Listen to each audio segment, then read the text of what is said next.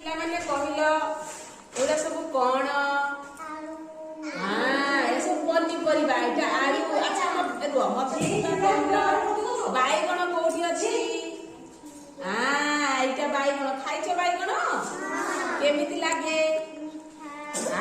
ବଢିଆ ଲାଗେ। କାହାର ବାଇଗଣ ଅଛି? କିଏ ଲଗେଇଛ ବାଡ଼ିରେ? ଅଛି। ଆଚ୍ଛା ଏଠି ବନ୍ଧାକୋବି କୋଉଠି ଅଛି? ନାଇଁ ବାବା, ଏଇଟା ଫୁଲକୋବି। ଏଇଟା ହେଲା ବନ୍ଧାକୋବି ହେଲା। ଆଉ ଭେଣ୍ଡି କୋଉଠି ଅଛି? ସବୁ ପରିବା ଚିହ୍ନି ସାରିଛନ୍ତି ରେ। ପୋଟଳ।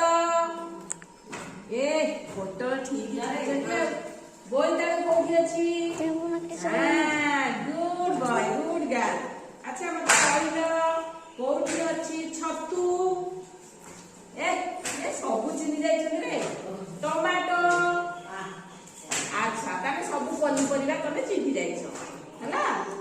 ଏଇଟା କାକୁଡି। ଗାଜର କାହିଁ ଗାଜର? ଆଚ୍ଛା ହଉ, ଆଣିଲ ଦେଖିବା।